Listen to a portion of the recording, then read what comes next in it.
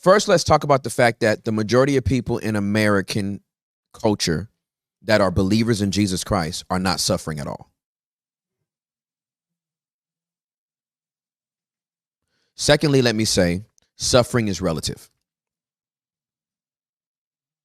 A billionaire that loses a lot of his wealth in the stock market is suffering.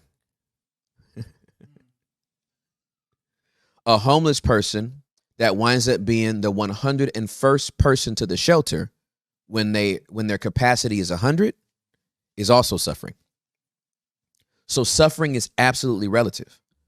But when it comes to, thank you, my friend. Let me just unzip here. All right. So Hebrews chapter number 11, which is, thanks. Hebrews chapter number 11, which is a very powerful chapter. But there's a part in it that's like so slept on that we don't get. So this Hebrews chapter number 11 is a great chapter on faith, and it's all good. But I want to get to this part towards the end because it gets real gangster. Okay, I'm starting at verse number 32. So, oh man, let me take off my glasses. How much more do I need to say? It would take too long to recount the stories of the faith of Gideon, Barak, Samson, Jephthah, David, Samuel, and all the prophets. By faith, these people overthrew kingdoms, ruled with justice, and received what God had promised them. They shut the mouths of lions, quenched the flames of fire, and escaped death by the edge of the sword. Their weakness was turned to strength. They became strong in battle and put whole armies to flight. Women received their loved ones back again from death. Without a break in the verse, listen to what happens next. But others were tortured, refused to turn from God in order to be set free. They placed their hope in a better life after the resurrection. Some were jeered at, and their backs were cut open with whips. Others were chained in prisons. Some died by stoning. Some were sawed in half, and others were killed with the sword. Some went around wearing skins of sheep and goats, destitute and oppressed and mistreated. They were too good for this world, wandering over deserts and mountains, hiding in caves and holes in the ground. Get this. All these people earned a good reputation. Not the ones that just had victory. Even the people that suffered. All these people earned a good reputation because of their faith.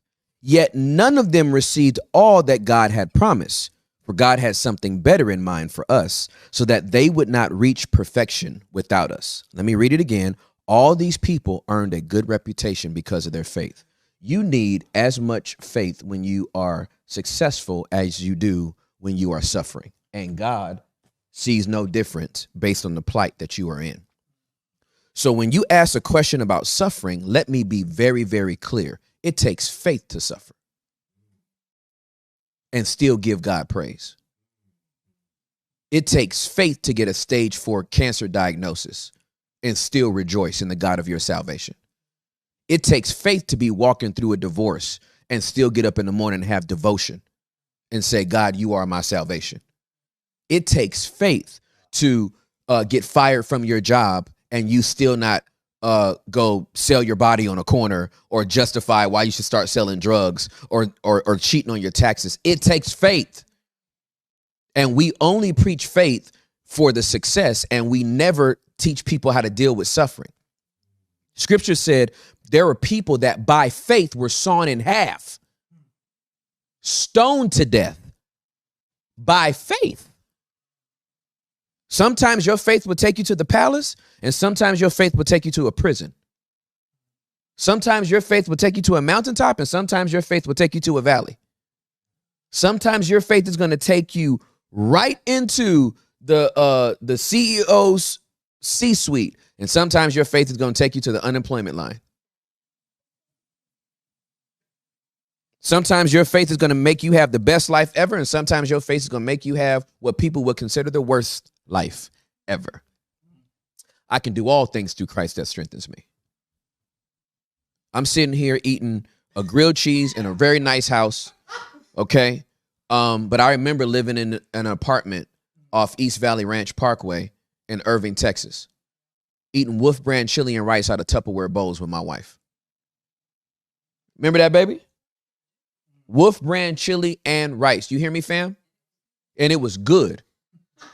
And we would reduce that Wolf brand chili and rice down in that pot.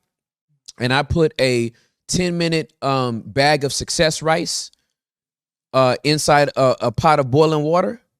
And then we'd mix it up with some Louisiana hot sauce. That's what I used to put in mine. And I'd take half a row of the saltine crackers and crush them up and till they were almost like fine dust. And I would mix it in there because that would make it even more sticky and pasty. And I'd grub that thing up sitting on the couch watching a show with Juliet. I think back then we used to watch Impractical Jokers a lot. They weren't around back then? Oh, maybe that came later. Much later. Oh, we were watching something that was funny.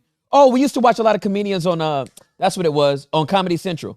We watched a lot of comedians on Comedy Central, like back to back to back. And those were our date nights. We couldn't afford no sea bass. We couldn't afford no, huh? Right? Cinnamon Toast Crunch cereal. We have what we called our BOCs at the end of the night. Our bowl of cereal. So I can't even consider that suffering. That was just a stage of our life that we were in. But when I look back on it, here's the thing.